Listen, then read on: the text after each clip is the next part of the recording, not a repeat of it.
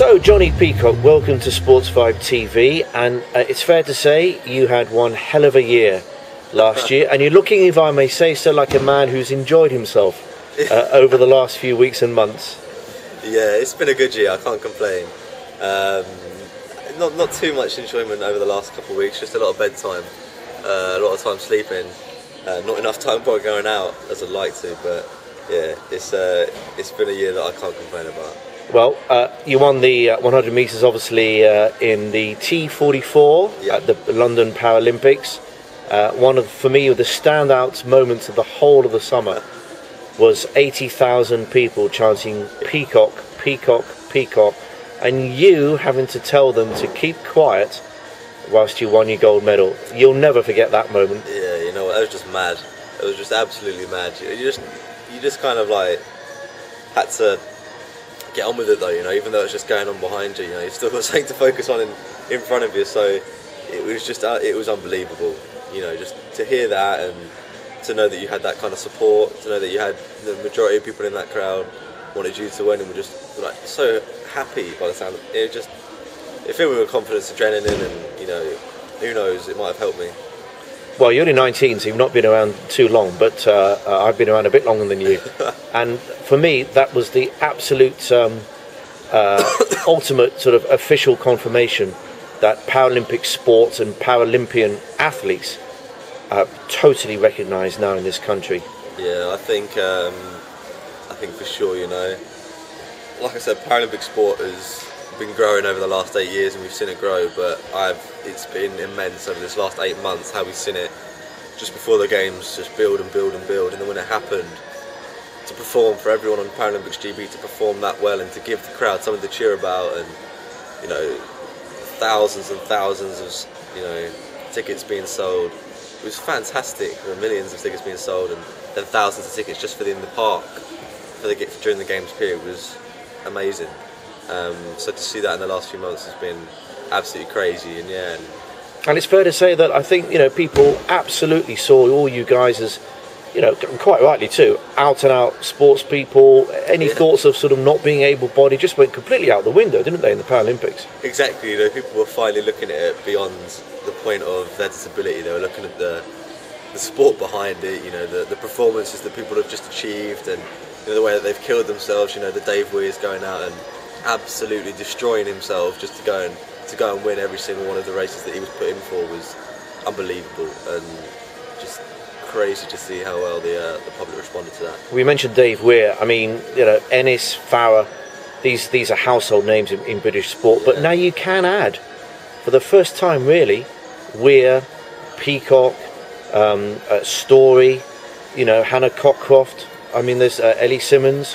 I mean, that's what the Paralympics did this time. Yeah, you know, obviously you've got the names like, you know, Dave Weir, Ellie Simmons that have been around a while, and you know, the names that people know, but definitely, you know, London 2012 have just given a couple more names to that and kind of secured the Paralympics as a bigger event than what it used to be. You know, it's always been big and it's been growing, like I said, but this has been huge. It's going to be interesting to see how Rio can respond to that. You know, hopefully we're going to see something. I'd love to see it get even bigger, but. Well, for those who don't know your story, you were 5 years old when you contracted meningitis, and never mind losing a leg, you very, very nearly lost your life, didn't you? Yeah, I contracted meningococcal septicemia, so a form of blood poisoning. I was rushed into hospital with a rash and all that, and put in a coma straight away. You know, given everything to try and fight it off, and you know, the doctor said that, you know, he doubted that my mum would be able to take me home, and you know, eventually a few days later, you know, he told her the conversation that, you know, she will be taking me home, and you know, he doesn't know how she'll be taking me home, but you know, he'll be taking me home alive, and know whether I'll be brain damaged or you know, how many limbs will be lost, but you know, we come away with just the one leg going, so I'll settle for that. Well, I'm sure you will. 14 years on from that moment, you're winning Paralympic gold and 80,000 people are chanting your name. I would imagine pretty emotional time for your mum to look back on those very, very dark days. Yeah, I think for my mum that this has been a huge journey for her. You know, obviously from nearly losing her son, her only son, to you know, I think for her just seeing me she knew that I was alright. I think once she saw me win, she kind of was like, he's alright, you know. She didn't have to look after him anymore, and she's seen that I'd come far and that, you know, I was stronger than anything that had tried to get me. So yeah, it was a big moment for her, and you know, I think it's kind of helped her let go a bit, really, and get over it. Well, you picked up an MBE in the New Year's Honours. So you'll be meeting the Queen, no doubt, at some point. Hope so. Some point in the near future. But and that must help after London, because you know, how do you follow London? Well, you're 19 years old, so that's good. There's a lot still to come. What's the plan? You know, for me, I just think that we need to keep the Paralympic faces in the public eye. You know, so for example, Diamond Leagues. You know, we need to see more Paralympians in the Diamond Leagues. You know, more races put on, more events put on, so we can see these faces day in, day out. You know, as we do the Usain Bolts, the Asafa Powell's, Johan Blake's. You know, we need to be seeing the Dave Weirs, you know, and stuff like that. So, you know, I'd love to go and race there. I'd love to try and bring anything that I can to the Paralympics, and I know all my competitors will be raring to go too. So it'll be great to go and race them as well. You don't get many opportunities to race your competitors. You know, I have to do most local able-bodied competitions to get my races. So the only time I see Oscar Pistorius and that is, you know, at the Paralympics or at the World Champs. So, you know, we need some more races where we get to sort of go face to face. I think once we start seeing that, we'll see more interesting things happen. And ultimately, I think if we did that, we'd see a lot faster times too.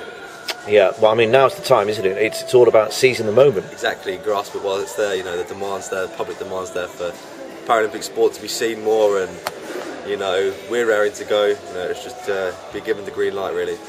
And well, there's a World Championships obviously in the summer in France. There'll be another one in 2015. Then there's the Rio Olympics in 2016, and you're the world record holder of 10:85. But you reckon you can go faster? So quite a few goals still, aren't there? Yeah, exactly. There's so many more goals to go. You know, it's a bit of an easier year this year, and in light of what everything's happened and, you know, operations and stuff, you know, this World Champs I'm just going to take a little bit more relaxed, just go in there, you know, maybe pick up a medal if I can. You know, obviously it's so competitive that it's not going to be easy. And yeah, and then after this year, you know, really hopefully, you know, have a big strong winter and come back hard. And, you know, hopefully we'll see much faster times. You know, that 10:85 is not going to be there for much longer. Let's just say that. And I know there's a couple of people that want to take it off me, but hopefully I'll take it back first. And you'll be off to America soon as well. You'll be leaving. Why would you want to leave? Why would you want to leave Edmonton and Tottenham, where we are at the moment, in January, when you've got these grey skies? You know, they give you all the vitamin D you need from the sunlight. Yeah, you're going to Phoenix, Arizona, aren't you? Where your coach Dan Pfaff will be coaching you. Exactly. Yeah, my coach, he's gone to Phoenix. He's set up a bit there. You know, we've already got all the athletes there. You know, Steve Lewis, Holly Bleasdale and stuff. There, Greg Rutherford's heading over. Everyone's over there. Just got to try and obviously head over and get to see the coach. Yeah, I actually mentioned Greg Rutherford because he's an old mate of yours, isn't he? So what Olympics he had as well. You must have been delighted for him. I was jumping on my seat when I saw it when I was watching that long jump competition. I'd just been here training, and I get back to home and I stick it on on the iPlayer, and I think I managed to literally sync up just as he was on his second to last jump or something like that. So it was just it was so tense, and so happy for him, so happy.